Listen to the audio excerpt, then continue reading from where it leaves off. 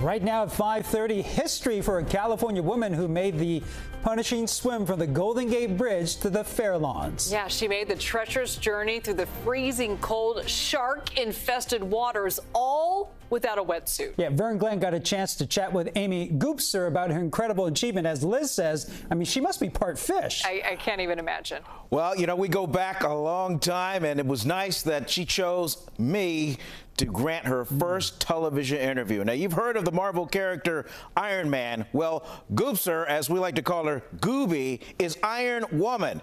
Safe to say in our business, we put in long hours. But imagine a 10-hour shift and then jumping into the water to swim 17 hours.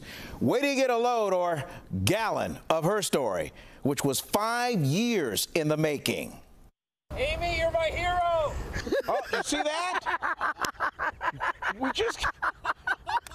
We haven't even started, and your fans roll by on a bike. I love it. Amy Goopser has a few more people recognizing her these days.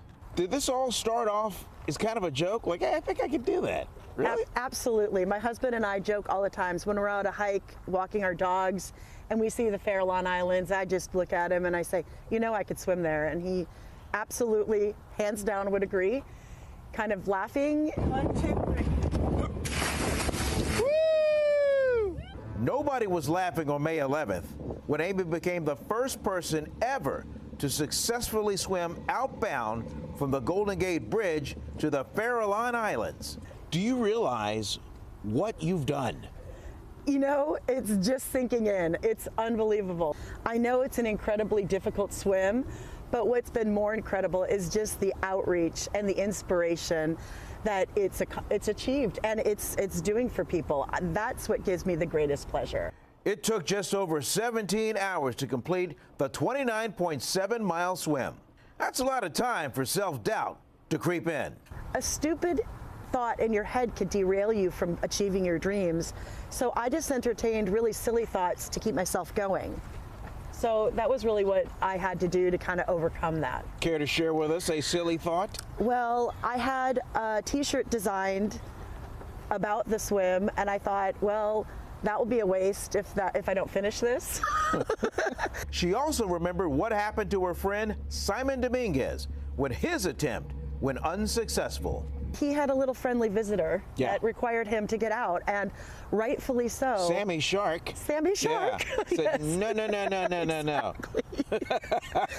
Amy credited her team for helping her get to the finish line. Do you want any company? Sure. One of their roles was to send food every 30 minutes through a bottle. What was on the menu? Chicken bone broth with Carbo Pro mixed as my nutrition that would give me energy. And then I would also eat things such as mashed potatoes, and I loved peaches with the syrup, because that actually counteracted the salt effect of the water. If I could have peaches next time. Peaches and water, or just peaches? Just peaches in that container. I wouldn't want peaches, mashed potato, or chicken bone broth for a while. I would get that out of my diet now. Yeah, I think I could take a break from it. She didn't take any breaks from work as a nurse at UC San Francisco's Children's Hospital. Amy completed a 10-hour shift before her swim that started a little after 3 a.m. I really am committed to taking care of my patients, and I had to be there, but I also knew I had enough time to go home and get a good rest. The 55-year-old isn't planning to rest on her accomplishment. She's already got her sights set on a new challenge. I'm looking forward to Loch Ness. I'm interested in trying to find the Loch Ness Monster. So, you know. You're going to go over there and look for From sharks to Nessie, you know. Wow. Seems to make sense. Man, these swimmers, they do that, and now they want to go to the Loch Ness. So much respect for these open water swimmers. I've done a lot of them, and just some of my favorite stories are these athletes. Years ago, though, I did a baseball recruiting video for Amy's son.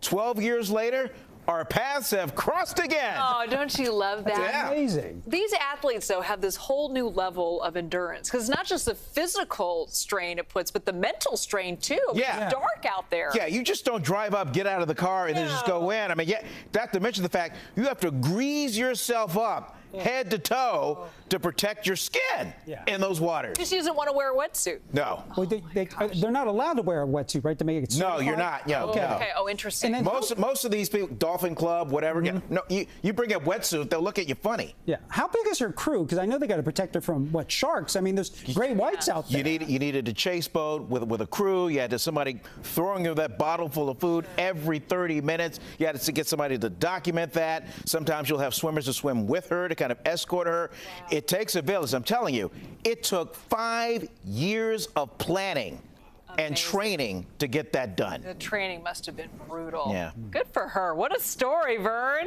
Thanks for bringing that to us. And no sleep, too. She's amazing. She is Iron Woman. Yes. Wonder Woman.